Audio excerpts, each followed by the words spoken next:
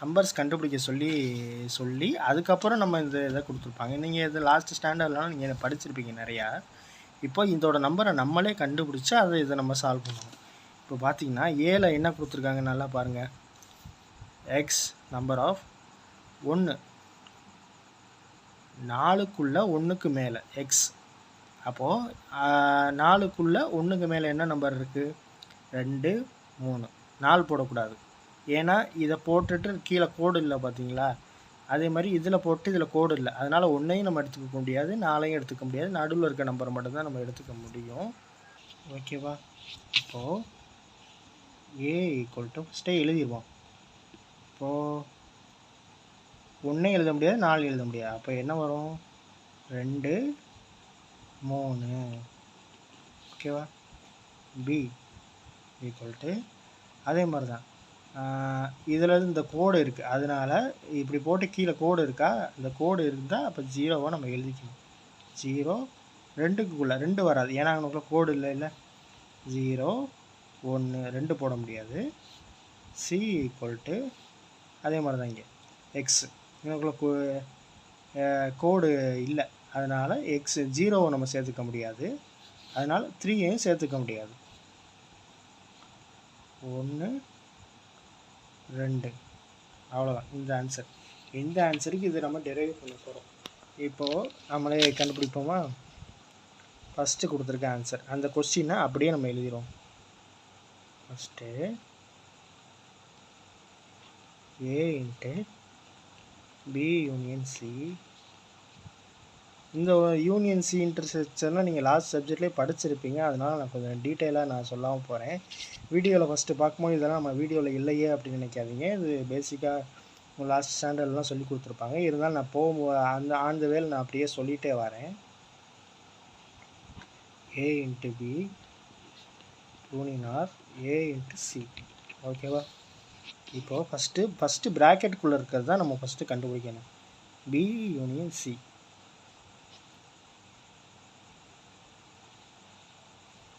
Equal to பியில் என்ன இருக்குது?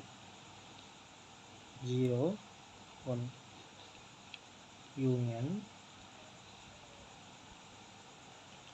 1 2. அப்போ B union C equal to 0 C 1 இருந்தால் 1 போட்டுக்கிட்டால் போதும், 2. இப்போ பி யூனியன் சி கிடச்சிருச்சா? அப்போது இங்கிட்ட A into B union C. அப்போது A into B union C, B union C. ஏல என்ன இருக்குது? 2 3 2 3 இன்ட்டு பி யூனியன் சியில் என்ன ஆன்சரு? 0 1 2. ஓகேவா? ஈக்குவல் டு 2 அதே தான் இங்கிட்டிருந்து நம்ம அப்படி போடுவோம்ல. ஃபஸ்ட்டுக்கு ஃபஸ்ட் நம்பர் 2 0 க்ளோஸ் 2 1 2 2. அடுத்து 3 0 3 0 3 1. அடுத்து 3 2 3 2. ப்ராக்கெட்டை க்ளோஸ் பண்ணிடணும், அது ரொம்ப முக்கியமானது. இப்போ இதோட ஆன்சர் நமக்கு கிடச்சிருச்சு. இப்போது எல்ஹெச்எஸ் லெஃப்ட் ஹேண்ட் சைடில் இருக்கிறத பூரா நம்ம இது பண்ணியாச்சா? இப்போ ரைட் ஹேண்ட் சைடு போவோம். ஏ இன்ட்டு பி ஈக்குவல் டு ஏல என்ன இருக்குது? ஃபஸ்ட் நீங்கள் எடுத்து எழுதிடணும். 2 3 இருக்கா? 2 3 இருக்கா? அதே தான் 2 3 இன்ட்டு பியில் இருக்கிறத அப்படி எடுத்து எழுதிடுவோம். பியில் என்ன இருக்குது? 0 1 0 1. A into B equal to 2 0 2 1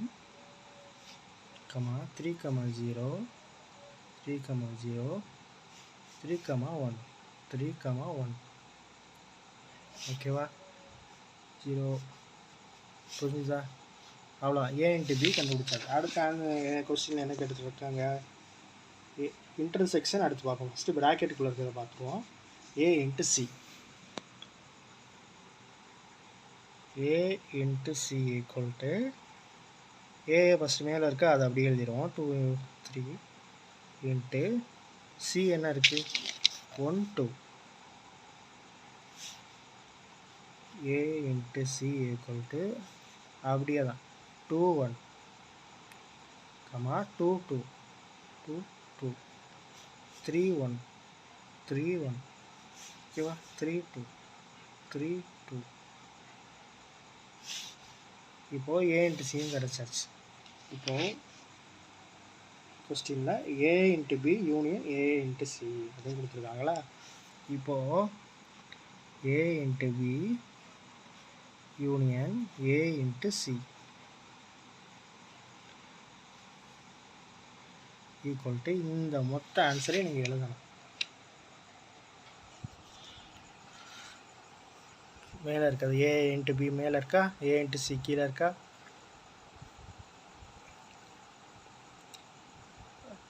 two comma 0 2 comma 1 3 comma 0 3 comma 1 close bracket. அதே யூனியனை போட்டுக்கிட்டு அடுத்து ஏ இன்ட்டு சியை அப்படியே போட வேண்டியதான் மேலே இருக்கிறது. 2 comma 2 3 comma 1 3 comma 2 close bracket. இப்போது A into B union A into C equal to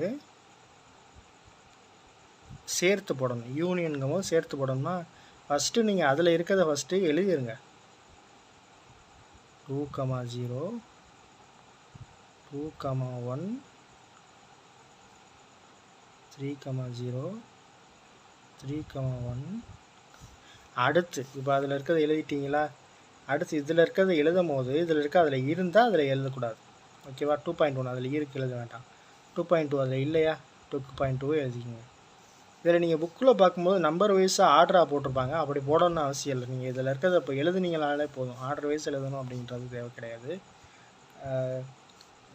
எழுதுனீங்க அதை பார்க்க கொஞ்சம் நல்லாயிருக்கும். ஆனால் இதுவே கரெக்டான ஆன்சர் தான். இப்படிங்கும்போது 2 அதில் இல்லை எழுதிக்கிட்டோம். 3 இன்ட்டு 1 இருக்கா அது எழுத தேவையில்லை.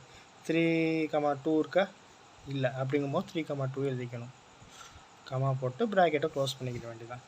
அப்படிங்கும்போது இது ஓகேவா. இந்த ஆன்சரை நம்ம போட்டாச்சு. இப்போ கொஸ்டின் வரும். A into B union C equal to A into B இதோட சேர்க்கும் போது இந்த ஆன்சர் ஈக்குவலா அப்படின்னு கேட்டிருக்கு. இப்போ A into B union C நம்ம ஏற்கனவே கண்டுபிடிச்சிருக்கோமா. எங்கே A into B union C இந்த கண்டுபிடிச்சிருக்கோம்ல. இந்த ஆன்சர் ஈக்குவலான்னு நம்ம செக் பண்ணிக்குவோம். 2 கமா 0 2 கமா 0 இருக்கா. 2 கமா 1 2 கமா 1 இருக்கா. இங்கே 3 கமா 0 3 கமா 0 இதில் இருக்கா. 2 கமா 2 அதில் இருக்கும். இதாக இருக்கா. 3 கமா 0 3 கமா 0 இதில் இருக்கா. 3 கமா 1 3 கமா 1 இதில் இருக்கா. 3 கமா 2 3 கமா 2 இதில் இருக்கா. எல்லாமே ஆன்சர் இருக்குது. அப்போது இது ஆன்சர் ஈக்குவல். இந்த ஆன்சர் நீங்கள் போட்டுட்டிங்கனாலே இந்த ஆன்சர் இந்த கொஸ்டினை திரும்ப அப்படியே நீங்கள் எழுதிருங்க. இப்போது அதே கொஸ்டினை திரும்ப நான் எழுதுகிறேன். ஏ இன்ட்டு பி யூனியன் சி இந்த மாதிரி எழுதும் போது உங்களுக்கு பார்க்கும்போது கொஞ்சம் நீட்டாக எழுதுறது பார்க்கும்போது கொஞ்சம் இப்போ கரெக்டுப்பா அப்படின்ற மாதிரி நம்ம ஆன்சர் கொஞ்சம் தோணும். A into B union A into C are equal அப்படின்னு போடும்போது பார்க்கும்போது அந்த பையன் கரெக்டாக செஞ்சுட்டான் அப்படின்னு சொல்லி அவங்க நினைக்கும் போது கரெக்டாக இருக்கும். இவ்வளோ ஆன்சர் எழுதிக்கிட்டு எழுதும் போது கரெக்டாக இருக்கும். இப்போது